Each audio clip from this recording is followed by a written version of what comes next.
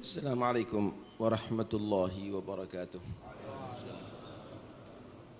Bismillah, alhamdulillah, wassalatu wassalamu ala rasulillah Sayyidina Maulana Muhammad bin Abdullah wa ala alihi wa sahbihi wa man wala wa la hawla wa la quwwata illa billah, amma ba'd. Merupakan satu kenikmatan Allah yang luar biasa. Allah kumpulkan kita dalam majlis yang penuh berkah ini. Kita sudah membawa jasad kita ada di majlis ini. Kita mendengarkan dengan telinga kita sabda-sabda Nabi dan nasihat-nasihat di majlis ini.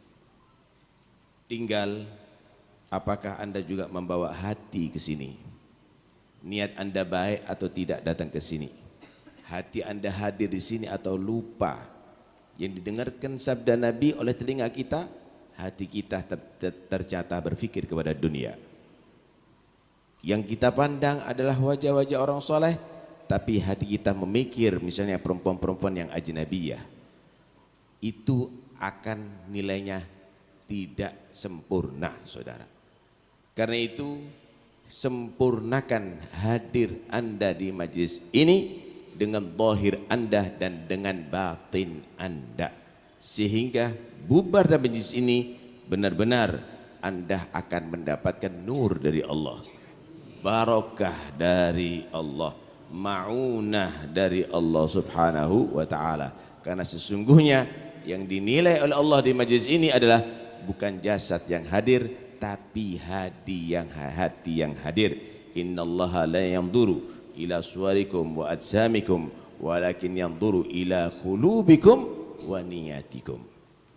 Ikhwani rahimakumullah, saatnya kita sekarang untuk membersihkan hati.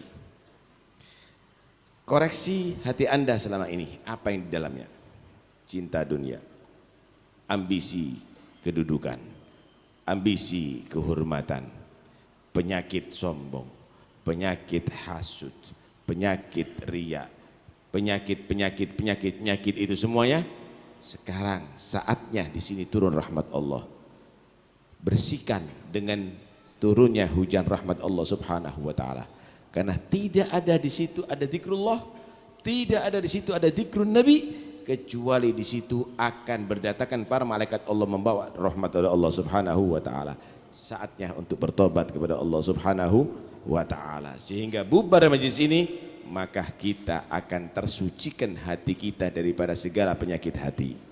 Maka kita diampuni dosanya oleh Allah subhanahu wa ta'ala. Ikhwani rahimakumullah, apa yang membuat manusia gelisah hidup di atas dunia? Karena kita tidak yakin akan ada bantuan Tuhan, saudara. Thiqah kepada Allah tidak ada. Kita hanya berpikir yang bisa membahagiakan kita adalah dunia, sehingga ketika ada krisis gelisah. Kita hanya berpikir bahwa yang bisa membantu kita adalah pemerintah, pejabat, sehingga kita gelisah setiap saatnya terhadap politik. Tapi ketahuilah bahwa yang membantu Anda adalah Allah, yang memberi rezeki Anda adalah Allah. Ketika Anda yakin itu daripada Allah, apapun yang terjadi, maka itu semuanya tidak akan menjadi Anda goncang. Anda akan menjadi orang yang percaya dan kuat kepada Allah subhanahu wa ta'ala. Ma kutib li ghairak la yasil ilaik, wa ma gusim lak hasilun ladaik. Yang sudah dicatat oleh Allah rizki orang lain gak mungkin akan bisa kamu raih. Yang sudah dicatat rizki itu adalah bagianmu, gak mungkin akan direbut oleh orang lain, saudara. Yakinlah itu adalah sudah ditentukan oleh Allah subhanahu wa ta'ala. Hubungan Anda dengan Tuhan Anda perbaiki, maka rizki Anda di atas dunia akan dijamin oleh Allah subhanahu wa ta'ala. Wa fis sama'i rizqukum wa ma tu'adun. Ketentuan rizki Anda bukan di bumi, tapi ada di langit, ada di lauhil mahfud. Dan apa yang dijanjikan Allah ada di sana. Tinggal Anda berhubungan dengan yang ada di langit baik, insya Allah akan baik yang ada di bumi. Wa man yurid harthal akhirah nazid lahu fi harthih. Wa man yurid harthad dunya nu'tihi minha wa ma lahu fil akhirati min nasib. Siapa orang yang punya cita-cita untuk kebahagiaan akhirat, maka akan ditambahi oleh Allah Subhanahu wa taala bagiannya. Dunia, akhirat akan jadi baik. Tapi kalau hanya terbatas untuk dunia, mungkin dikasih, mungkin tidak. Tapi yang jelas di akhirat tidak akan dapat bagian apa-apa dari Allah Subhanahu wa taala. Saatnya kita memperbaiki hati ya ikhwani. Ini berapa banyak kita dengarkan nasihatnya Habib Ali. Berapa banyak kita dengarkan hadis Nabi. Berapa banyak ayat-ayat Al-Quran yang kita dengarkan. Ini obat, saudara, obat semuanya. Obat yang paling manjur. Wa nunazzilu minal Qur'ani ma huwa syifaa'un wa rahmah. Obat ini, Al-Quran ini obat. Kemudian kok nggak berubah kita? Berarti separah sakitnya hati kita ini, saudara. Kalau sudah Al-Quran nggak bisa mengobati kita, Nabi nggak bisa mengobati kita, Salaf Habib Ali nggak bisa mengobati kita, sakit cap apa kita ini? Apa yang bisa kita tunggu ya ikhwani? Karena itu ambil ini obat untuk bisa mengobati hati kita. Jadilah orang yang yakin kepada Allah Subhanahu wa taala. Jangan bingung terhadap rezeki aja. Bingunglah kamu terhadap bagaimana tarbiyah anak kamu. Bingunglah bagaimana akhlaknya anak-anak kamu, keluarganya kamu. Adakah yang pernah bertanya tentang sholat kepada anaknya? Terhadap istrinya? Adakah yang bingung anaknya bagaimana akidahnya masa depannya? Tetap ta'aluk dengan salaf atau tidak? Hanya pekerjaan, hanya rumah mereka, hanya tanah mereka, agamanya tidak berpikir ya ikhwani. Pernahkah kita dudukkan anak-anak kita bertanya, ma ta'buduna min ba'di? Wahai anak-anakku, nanti abahmu, nanti orang tuamu kalau meninggal apa yang kamu sembah? Gimana akidah kamu? Gimana keyakinan kamu? Ajari mereka untuk menyatakan na'budu ilahaka wa ilaha abaika Ibrahim wa Ismail wa Ishaqa ilahan wahidan wa nahnu muslimun. Ajari anak-anak Anda, kami menyembah, kami beribadah, kami berkeyakinan seperti kamu dan orang-orang tua kamu. Sebagaimana Nabi Ya'qub kepada anaknya, Ibrahim, Ismail, Ishaq. Ajari anak-anak kita supaya yakin dengan salafnya kita, mengikuti jalurnya salafnya kita. Jangan-jangan abahnya muta'alik dengan salaf, anaknya mukhalif dengan salaf. Na'udzubillah min dzalik. Jangan kita bingung dengan urusan duniawi. Sana yang sudah menjamin, sana yang sudah mengatur. Tapi anak kamu itu adalah yang lebih penting ya ikhwani. Keluarga Anda itu adalah yang lebih penting ya ikhwani. Itulah yang ditekankan oleh Habib Ali. Biar itu yang lainnya biar. Dengan takwanya kamu semuanya akan berubah. Dengan sholatnya kamu semuanya ada berubah. Dengan zikirnya kamu semuanya akan berubah. Dengan qiyamulailnya kamu semua akan berubah. Kamu tidak akan bisa merubah keadaan ini semuanya kecuali Dia Allah yang akan merubah ya ikhwani. Kita nggak pernah berpikir untuk itu. Kita hanya menjadi orang yang bahasa Jawanya gedabrus. Hanya sekedar ngomong, gimana. Kaif tarbiyat auladak? Pernah sholat berjamaah? Pernah hizb Quran? Rotibnya dibaca? Nasihatnya Habib Ali dibaca? Majelisnya antum lihat. Kapan antum hadir majelis ada tempat Habib Ali? Antum lihat. Aina auladukum? Mana anak-anak kamu semuanya? Kemana mereka? Ini Bukhari, Khatmul Bukhari banyak yang hadir. Tapi pembacaan Bukhari antum lihat berapa orang yang hadir, berapa gelintir orang yang hadir. Aina antum? Karena itu ya ikhwani, ayo kita semuanya harus berpikir tentang keberadaan kita. Antum Alawi, antum turunan Nabi, antum adalah turunan orang yang soleh. Punyakah cita-cita punya anak seperti datuk-datuk antum? Turunan As-Segaf, punyakah cita-cita anaknya seperti Abdurrahman As-Segaf? Turunan Al-Idrus, punyakah ada cita-cita anaknya, anak turunnya seperti Abdullah Al-Idrus? Turunan Al-Attas, turunan Al-Habsyi, turunan, punyakah cita-cita begitu? Lihat Habib Mustafa bin Abdurrahman Al-Idrus, fadilun alimun abi thumma jaddi hakada nisbati ilal mukhtari wa ana artaji mithla usuli dzaka aqsal muna minal ghaffari. Alim, orang yang mulia, wali bin wali sampai nabi, itulah nasabku. Dan aku punya cita-cita, aku seperti mereka, itu adalah paling besar cita-citaku. Ada yang bercita-cita seperti itu. Kita ini mau bersaing, al-afu ya ikhwani, kita ini mau bersaing dengan orang kafir, tapi kita caranya dengan caranya orang kafir, caranya dengan orang cinta dunia. Tapi kalau kita mau bersaing dengan mereka dengan jalurnya salaf, antum tidak akan bisa nomor 2, antum tetap nomor 1. Antum akan menjadi nomor 1. Jadi alim seperti datuknya kamu, jadi wali seperti datuknya kamu, jadi soleh seperti datuknya kamu, maka kamu akan lebih unggul daripada mereka yang menguasai dunia ini. Karena itu ya ikhwani, ayo kita sadari, majelis ini adalah untuk mengobati kita. Kita ini semuanya di pasien ada di sini. Tapi yakinlah, kita belum terlambat insya Allah. Kita belum terlambat. Kita jadi tamunya Rasulullah ada di sini. Ini tamunya Nabi SAW. Dan Nabi itu adalah sangat menghormati tamu, saudara. Tidak ada satupun yang jadi tamunya Rasulullah dalam keadaan kecewa. Karena itu bantu jasad kita sekarang ini dengan hadirnya hati kita. Berharaplah di majlis ini untuk anda semuanya mendapatkan madad dari Nabi, nur dari Nabi Muhammad SAW. Ini tidak main-main ya ikhwani. Antum lihat bagaimana? Semuanya ilmiah, semuanya adalah baik, semuanya untuk kemaslahatan zahir dan batin. Kita diajarkan di sini juga untuk husnudzan kepada para sahabat, husnudzan kepada orang-orang yang saleh, husnudzan pada dengan ulama. Hada ilmiah. Jangan dirubah. Kebodohan dikatakan ilmiah, mencaci sahabat ilmiah, mencaci ulama ilmiah, mencaci Bukhari ilmiah. Ilmiah apa kalau mencaci ya ikhwani? Ilmiah apa? Ilmiah itu kalau anda membahas hadis Rasulullah SAW dan mengamalkan. Ilmiah itu kalau kamu mengenal salaf-salaf kamu dan mengikuti jejak mereka. Ilmiah itu kalau kamu husnudzan kepada orang-orang yang dimuliakan oleh Allah Subhanahu wa taala. Itulah ilmiah. Jangan dibahasakan, bertolak belakang adalah ilmiah. Karena itu enggak usah kita pikirkan itu semuanya.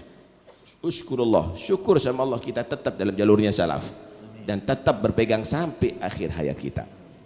Wal Imam Bukhari, Imam Azim.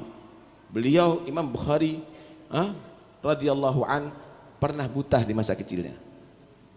Pernah buta. Ibunya sangat sedih karena berharap putranya ini akan menjadi ulama besar.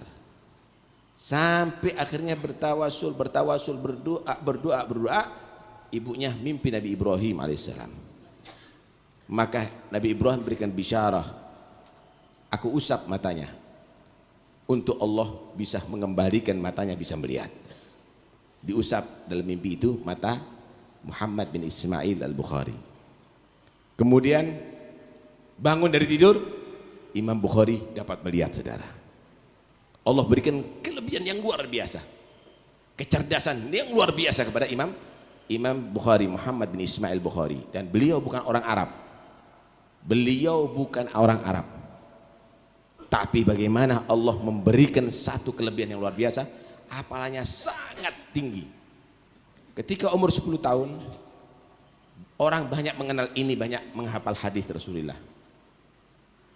Kemudian ada yang lagi membicarakan, ini anak hafal 1000 hadis ini dengan sanadnya lagi. Dilihat sama beliau Muhammad bin Ismail Bukhari, 1000 hadis, 100.000 hadis. Beneran ente bisa nyebutkan? Bisa. Dites. Terus beliau membawakan hadis. 100.000 hadis umur 10 tahun ya ikhwan. Beliau pergi dari daerah ke daerah, melancong dari negeri ke negeri, bukan karena untuk mencari rupiah, dolar, rial, saudara, dinar, dirham, la, yang dicari hadis Rasulullah SAW. 16 tahun beliau mencari. dan mengumpulkan 600.000 hadis. Setiap dia mendapatkan hadis, dia istikharah terlebih dahulu 2 rakaat. Anda bisa bayangkan 600.000 hadis, kemudian 2 rakaat per hadis, 1.200.000 rakaat istikharahnya aja itu.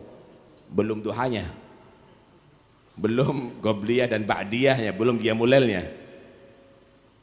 Dari 600.000 hadis dipilih sampai 7.500 lebih. Jadilah Al-Jami' Shahih. Kehidupannya adalah hadis. Lah kita ini sudah ada kumpulannya, baca hadis aja sehari setiap hari 1 enggak kadang-kadang. Kita ajarkan kepada anak kita 1 hadis aja enggak. Pinginnya nanti sama Nabi di surga. Wajib. Balas. Usaha ya ikhwani, usaha. Enggak ada yang lebih berharga setelah Al-Quran melebihi daripada hadis Rasulullah sallallahu alaihi wa alihi wasallam radhiyallahu an. Beliau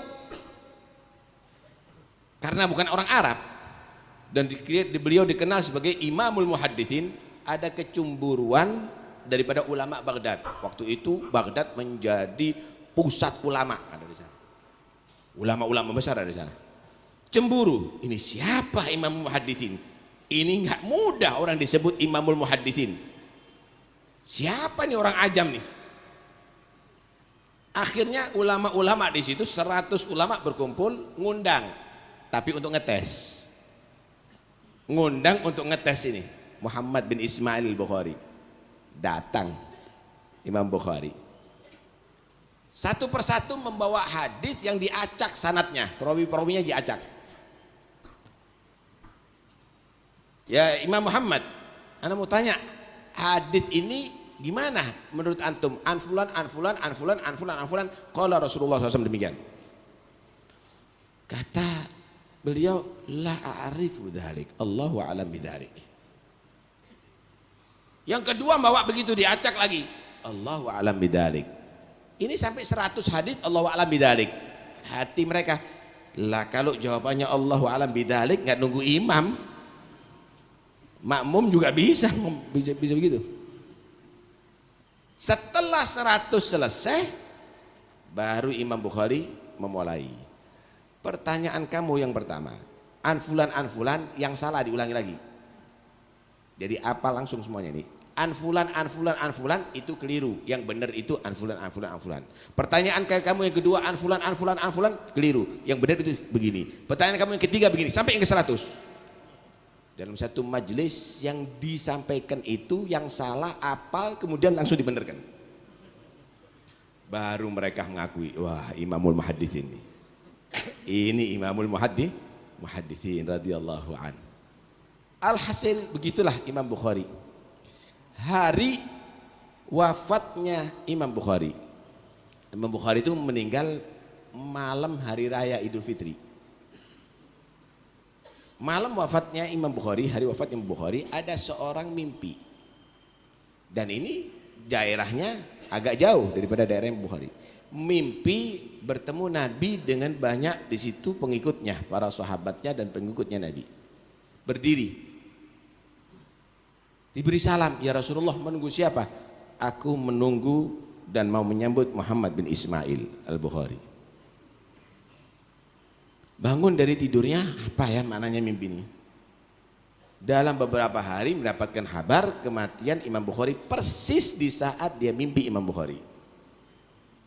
Ditunggu sama Rasulullah ya ikhwani. Beliau adalah orang yang sangat zuhud. Terkenal saat itu beliau adalah pakar hadis, Imamul Muhadditsin. Sehingga Amir di saat itu mengundang beliau untuk dibacakan hadis itu kepada anak-anaknya dan keluarga si Amir. Beliau menyatakan al-ilmu yu'ta ilaih wa la yu'ta. Al-ilmu yu'ta wa la ya'ti. Ilmu itu harus didatangi, enggak boleh ilmu didatangi. Ini pelajaran bagi kita. Ilmu itu didatangi, bukan datangi. Ya, Amir sama keluarganya datang ke sini. Jangan kita datang ke sana untuk mengajukan ilmu. Nggak perlu proposal ilmu, ya enggak? Kemudian Amir menyatakan, oke, kalau begitu sediakan aku waktu khusus untuk keluarga kita. Karena dia keluarga Amir, nggak mungkin dong berkumpul dengan yang lainnya. Kata dia, Nabi tidak mengajarkan ajaran ini secara khusus, tapi untuk semua kaum muslimin. Ilmu ini adalah warisan untuk umatnya Nabi semuanya. Bergabung ada di masjid, nggak ada waktu khusus, nggak ada tempat khusus.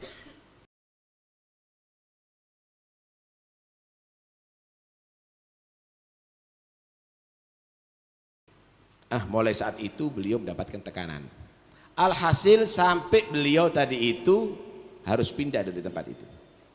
Dan di situ terkucilkan Imam Bukhari sampai meninggal dunia radhiyallahu anhu.